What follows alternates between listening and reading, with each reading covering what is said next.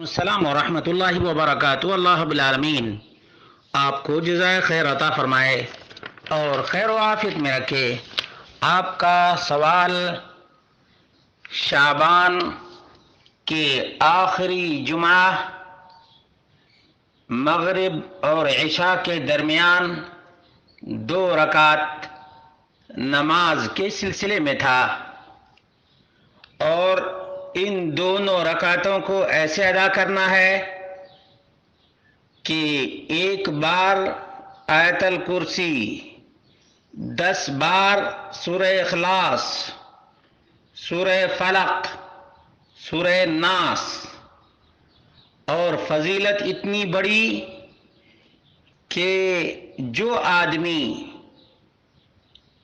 ان 2 رکعتوں کو ادا کر لے گا وہ آئندہ سال شعبان تک اگر مر گیا تو ایمان پر اس کی موت ہوگی۔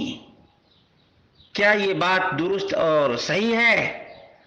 اس کا جواب یہ ہے کہ یہ بالکل سراسر بدعت ہے، ضلالت ہے، کتاب و سنت سے دور ہے اور ابلیس کی پالیسی کے نزدیک ہے۔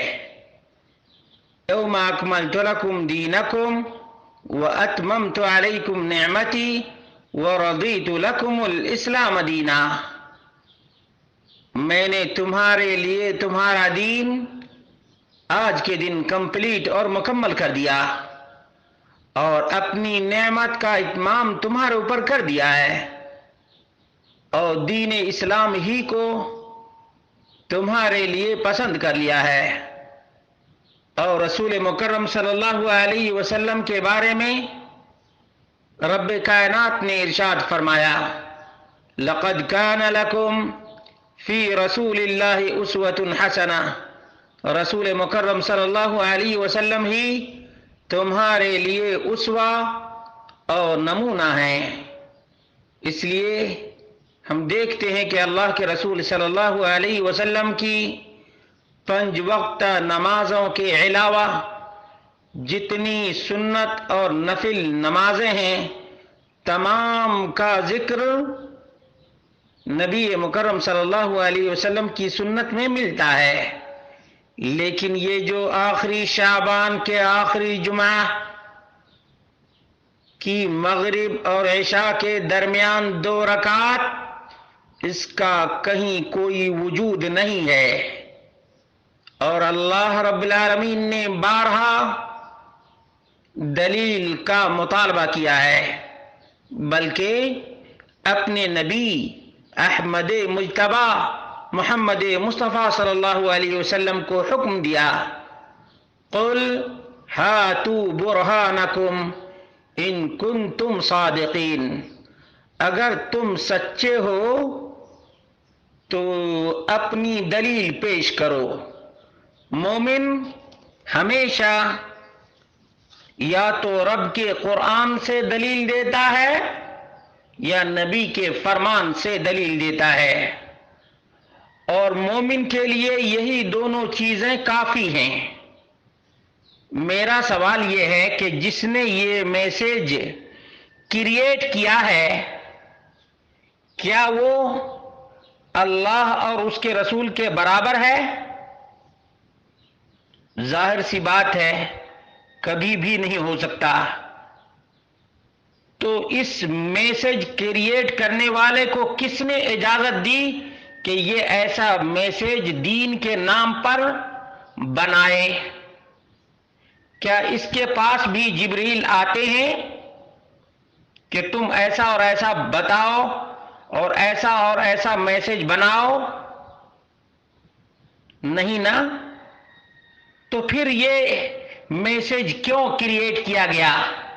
اور جو لوگ فارورڈ کر رہے ہیں کیا انہیں اس بات کا احساس بھی ہے کہ یہ فضیلت جو بیان کی گئی ہے یہ اپنے جیب سے لا کر دے گا؟ گارنٹی یہ لے گا کہ اس کی موت ایمان پر ہوگی؟ یہ وہ چند باتیں ہیں جن پر غور کرنا چاہیے، سوچنا چاہیے۔ مومن آدمی کو اللہ کے رسول صلی اللہ علیہ وسلم کی اطاعت ہی پر کامیابی اور کامرانی مل سکتی ہے، منمانی پر کامیابی نہیں ملے گی۔ اسی لیے رسول مکرم صلی اللہ علیہ وسلم نے صاف لفظوں میں بیان کیا کہ گمراہی سے بچنے کا یہی راستہ ہے وحی الہی کی پیروی، اور وحی الہی رب کے قرآن اور نبی مکرم صلی اللہ علیہ وسلم کی سنت کا نام ہے۔ اور یہی وجہ ہے کہ اللہ رب العالمین نے فرمایا یا ایھا الذین آمنوا لا تقدموا بین یدی اللہ ورسولہ، ایمان والو اللہ اور اس کے رسول سے آگے نہ بڑھو۔ میں تمام اخوان سے پوچھتا ہوں کہ نبی مکرم صلی اللہ علیہ وسلم کی 23 سالہ نبوت کی زندگی ہے، نبی کریم صلی اللہ علیہ وسلم نے نمازیں ادا کی ہیں یا نہیں کی ہیں؟ لیکن کسی بھی نماز میں اللہ کے رسول صلی اللہ علیہ وسلم نے 10 مرتبہ سورہ اخلاص کو پڑھا ہے؟ نہیں نا؟ یہ کہاں سے 10 مرتبہ لایا؟ اور آیت الکرسی بھی پڑھے، اخلاص بھی پڑھے، سورہ فلق بھی پڑھے، سورہ ناس بھی پڑھے۔